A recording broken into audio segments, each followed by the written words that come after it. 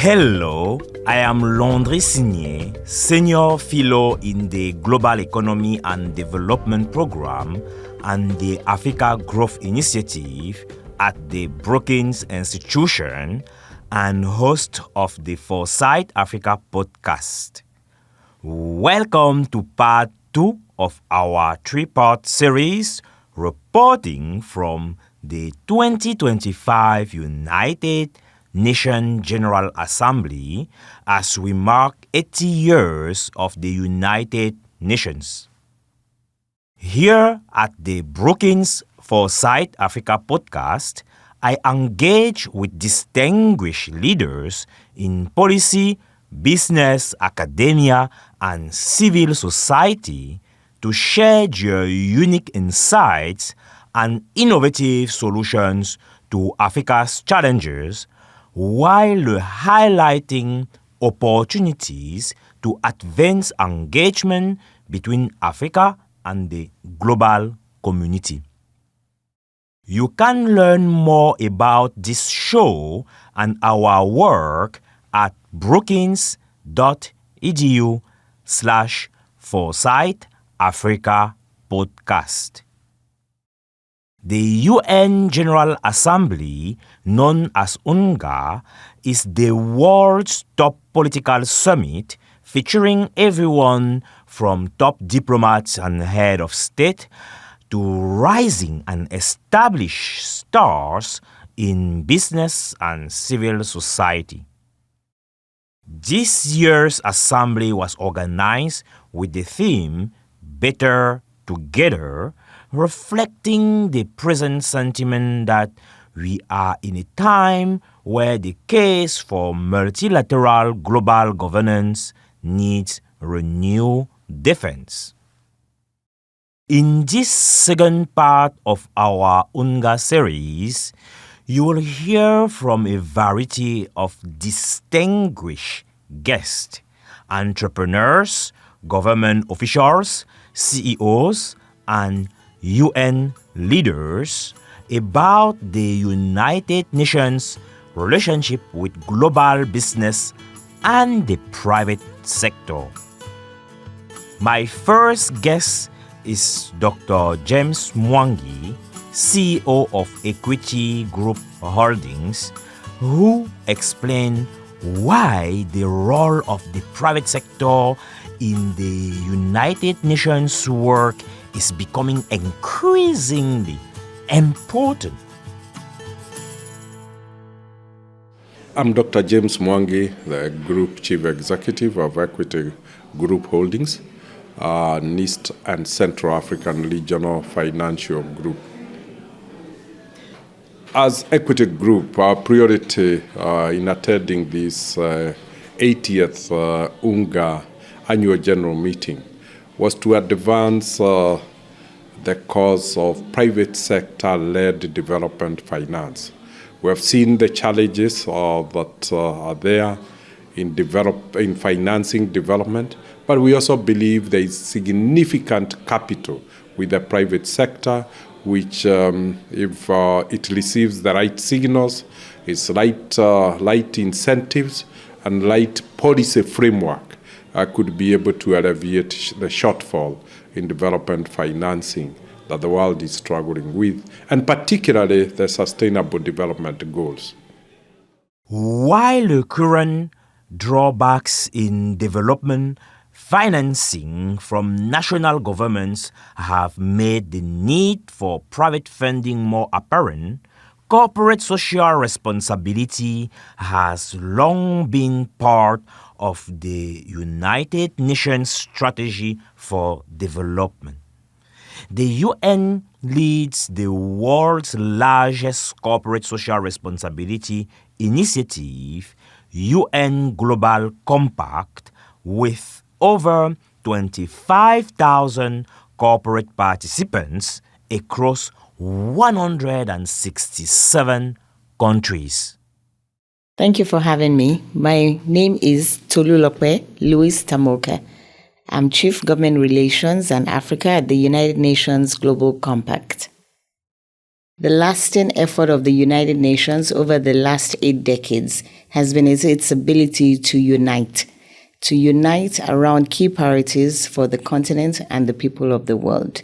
And so to be part of that initiative is really an important one. And for us as UN Global Compact to bring the voice of the private sector, business, and to unite business with the rest of society to advance the SDGs has become even more important than ever in today's world. As the UN celebrates its 80th anniversary, the UN Global Compact is commemorating its 25th anniversary. And behind this 25th celebration of UN Global Compact is the work we have done to elaborate our strategy from 2026 to 2030, looking at the key sets of priorities that will take us to the end of the course of the current SDGs. And in there, we are keen to ensure that the voice of business still remains relevant to support the United Nations and the public sector to address the challenges and the gaps that still remain to be met in advancing the SDGs. Bringing key stakeholders together and using the UN's convening power has remained one of the platforms that the UN is pretty good at showcasing. And for us at UN Global Compact, we use that space to engage business leaders and heads of states in conversations around key themes, from climate action to advancing gender equality, looking at labor rights, but also looking at the future of business and ensuring that we plan for sustainable business in the long term still becomes one of the key priorities that we engage with. One of the UN Global Compact's flagship events is GABI, the Global Africa Business Initiative, a platform for promoting investment and business opportunities in Africa that is co-organized with the African Union during each year's UNGA. And in particular, looking at the African continent. In my portfolio, I work on advancing the priorities for Africa, and we use our convening spaces through 2 key initiatives. One, you have participated in our flagship event, GABI, which is looking at bringing global leaders and African business leaders towards a positive narrative, as we discussed before we opened this session. It's about bringing Africa to the next frontier and bringing initiatives to scale. And that's what we convened around this year, bringing 8 heads of states, including from the continent and from outside the continent, to really champion this cause. GABI's success highlights the growing interest in Africa's economic advantages and the tremendous opportunity for Africa to take center stage in the world economy. Dr. Mwangi saw potential for Africa to reorient the world economy not just as a source of human and natural resources to other countries, but as a magnet for global capital in its own right. Africa has at its disposal by 2050 42% of the world labor force. It's not labor that should be moving. It is industries that should be moving where the labor is, because the labor also becomes the market. So if you have the raw material, you have the energy, and you have the consumer, it's the capital that needs to come to Africa. That leader needs to be articulated, and Africa needs not to miss that opportunity. Lastly, is Africa has been contributing to global trade through production and delivery to the marketplace of raw materials. Time has come for Africa to rise in partnership with the rest of the world to add value to its agricultural produce, its in mineral produce, so that opportunities for jobs and value creation can be on the African continent. Roy Mingens Minister of Industry and Commerce for the Republic of Angola, also highlighted Africa's tremendous potential. What is important for us is to stress that Africa is a continent of opportunities. Africa is engaged and wants to deepen its engagement with the rest of the world in order to achieve our development goals. That's our priorities. We need to get the attention for the rest of the international community in order for it to understand that Africa has a potential, Africa has the willing, and Africa has a clear plan and strategy for its own development. Of course, we rely on our efforts, on our strength, but also we'd like to attract other stakeholders on the international community. There's also on the political side the interest from the continent and my country as well to bring attention for the need for more voice and representation for the African continent. We account for 1.2 billion people right now, so it's a huge part of humanity, and our representation is not as it should be in terms of on the representation on the Security Council, in terms of representation of various organizations in the UN family. Capitalizing on this potential requires significant industrialization in African countries, another priority area in which the United Nations is hard at work, specifically through the United Nations Industrial Development Organization, UNIDO.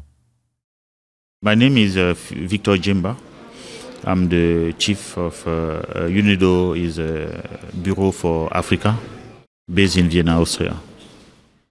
We have the UN as a whole, but each agency has a particular role in this respect.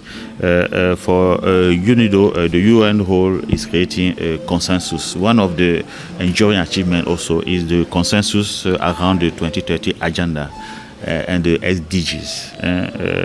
That has been foundational, particularly in bringing industrial and sustainable development at the heart of the global development discourse. I think I could not respond to the question without bringing this, because we see a great difference between the Millennium Development Goal in the beginning of that ended, started at the beginning of the century to 2015, and then one of the great change improvement is the consideration, the link between development and industrialization.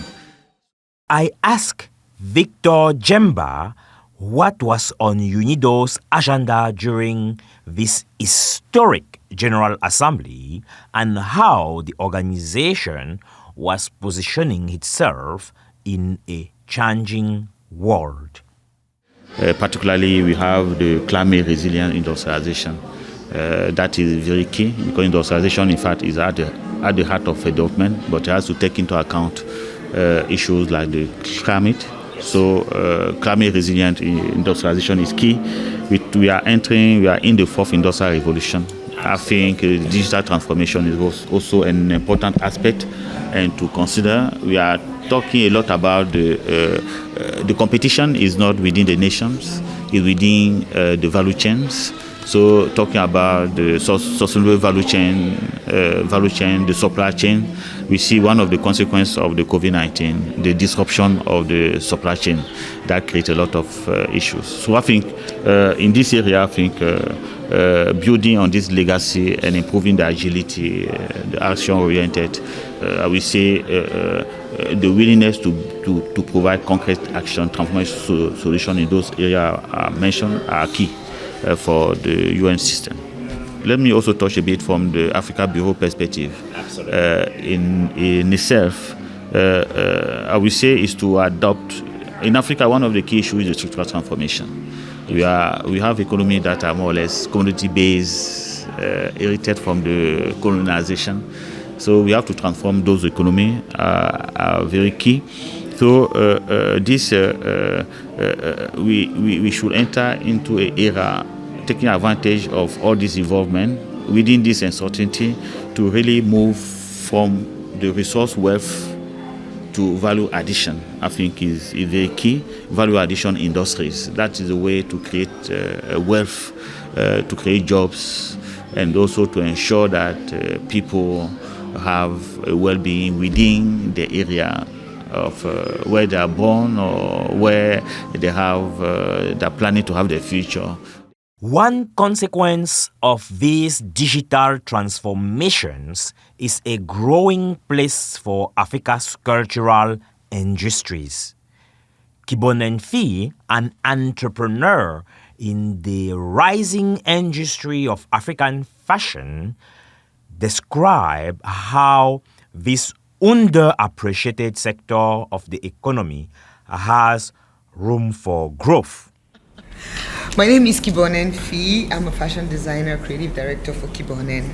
In Africa, we just think a lot of things are like the creatives, it's informal trade. Yes. We are not really classified like we contribute to the GDP of a country. We are always looked at, it's informal. And truly, we are not really in the system. So the top priority for us is to position fashion as a driver for economic growth, youth empowerment, youth education, and also for driving sustainability, like the environmental agenda for the UN. So being here and having conversations with policymakers, industry leaders is definitely key, because this is where ideas are shared, initiatives are taken, exchanges are done, and we are able to look at things holistically in how fashion can be positioned, not just for the aesthetics of it, but for what it contributes to the development of a people and of a nation and of the continent as a whole. I asked Kibonen how her business and her industry are responding to some of the global challenges and key topics being discussed at this year's General Assembly. So what I will say is the global challenges have pushed us to innovate, not just with design, beyond design. At Kibonen, climate change has reshaped our commitment to sustainability. For instance, now we use more of sustainable fabrics, which are biodegradable. Not just fabrics which would add to the pollution of the environment, but our fabrics are all biodegradable. We also use our production processes, like we work with a sustainable, ethical production firm in the Dominican Republic, which is 100% ethical. They recycle water, especially the water which they use for dyeing. They use 100% solar energy. So those things are the things which today, when I'm looking for factories, I try to make sure that they are in that way. And also for what I do back home, where I'm able to put women together, train them, young people, train them and create jobs for them. We are trying to solve the problem of unemployment and also of education. So for me, it is important that we take on challenges as solutions providers, not just as people who complain about the problems and complain about the challenges, but we are able to provide solutions. And the one thing I always say is, no solution is a small solution. Every solution comes together to solve the bigger problem. And at Kibonen, we are really, really committed to that. I love this. No solution is a small solution.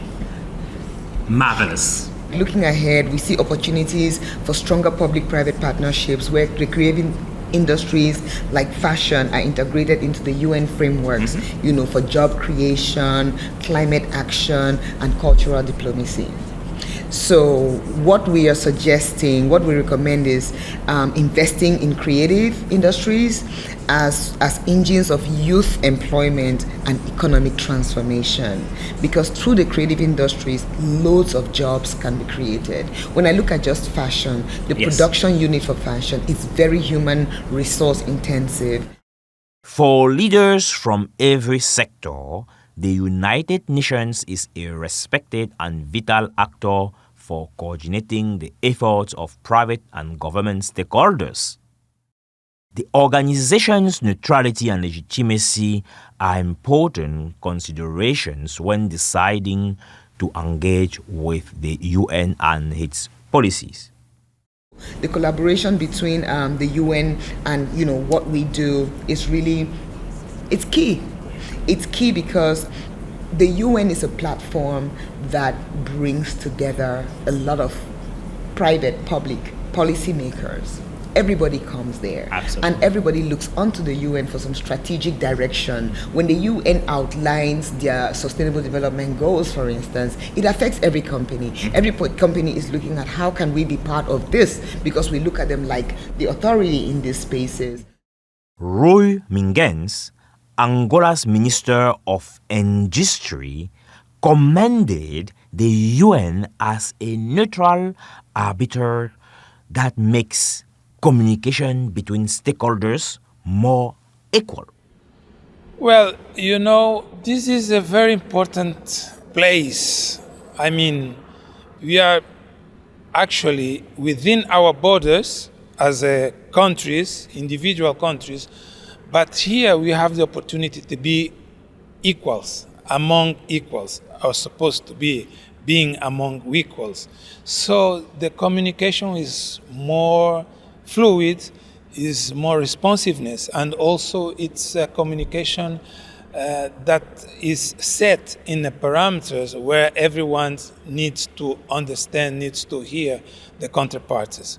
So this, from my side, it's a very important place where actually all the international players, all the international community can openly speak about their problems and how can we solve together as humanity all these challenges that we may be facing.